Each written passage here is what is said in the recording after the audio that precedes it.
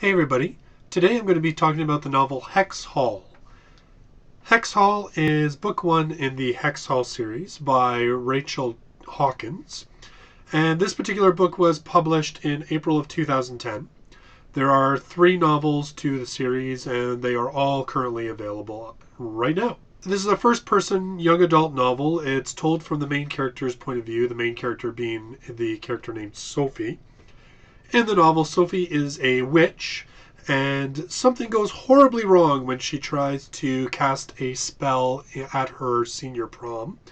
And because of that spell going so wrong, she is sentenced to sort of a reform type school for supernatural children. Supernatural children are called prodigium. Actually, I think that's what they call all supernatural people in the book. And there are all types of supernatural creatures in this book. There are fairies, there are werewolves, there are shapeshifters. Yes, there is a difference. There's vampires, and of course there are witches. Now, if you're looking for something really super original in terms of the supernatural creatures themselves, that's probably the one place where this book does fail. It is pretty much by the numbers. Vampires don't go out in daylight unless they have some talisman to protect them. Fairies have wings, werewolves become wolves, so forth and so on. In any case, Sophie ends up at this school. It's called Hex Hall, which of course is then abbreviated by the students as Hex Hall. And at this school, there's something wrong. Students are getting attacked. One of them is already dead by the time Sophie gets there.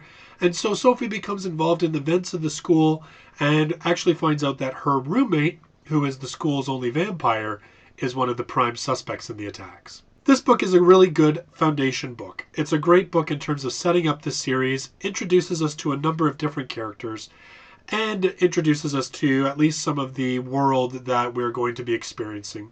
The main things that are set up in the book is, first of all, that there is a council who sort of governs the prodigium world and makes sure that they don't reveal themselves to human beings, of which of course could lead to their destruction and them being hunted, which they don't want to have happen.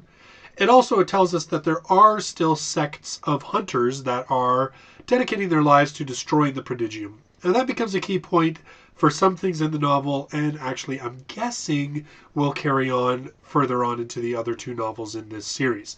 I haven't read them yet, but they're on my list. First thing I want to talk about this book is the characters, because really that's what sells me on this novel. The main character of Sophie is actually a really cool young adult female character. And you know, I harp often on female characters in young adult novels, but I really liked Sophie. And I think the reason was because I loved her voice.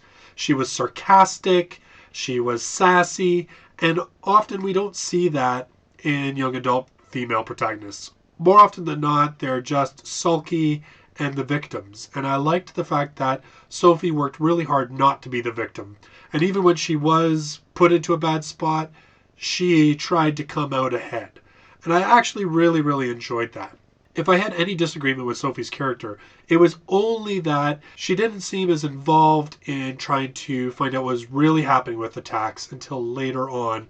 But at the same time, I think that's a bit more realistic. When she became involved in trying to figure out what was going on with the attacks was when it finally involved her friend, probably her only real friend at the school, which was her roommate Jenna. Which brings me to another character that I loved in this novel, and that was the character of Jenna, who is her roommate and is a vampire. And she's a great vampire because she loves pink. I don't know, there's something about a vampire girl who's still trying to be a girly girl that I really liked. And she was a pretty good character, and she, much like Sophie, had this sort of wit and sarcasm to her that I really enjoyed and that you don't see often enough as far as I'm concerned in young adult novels. So Sophie and Jenna, great characters, really made the book for me. Aside from that, a lot of it is kind of by the numbers type stuff that you probably won't be too surprised about, except for 2 things that happen in the novel, which I won't tell you because you know me, I like to keep spoiler free, but there were 2 things that I was like, that's cool. First of all, one of them has to do with Sophie's powers. That's all I'm going to say. And the second involves the love interest. And the love interest, I kind of liked how it was handled in this novel. It was a little bit different. And then when this sort of twist comes at the end of it, I really enjoyed it. And I thought this is setting something up that could be cool in the future books. But I don't know yet because, once again, I haven't read them. My wife tells me they're pretty good, so I'm trusting her word on it. So there you go, guys. That's sort of my opinion on Hex Hall. I think it's an enjoyable, easy, light young adult read. It's got some cool characters in it. It sets up, I think, what could be a cool sort of future into the world of this novel series. And I'm looking forward to seeing how the other two play it out. I hope you guys check it out, and I hope you like it. Let me know down in the comments what your thoughts were if you have read the novel.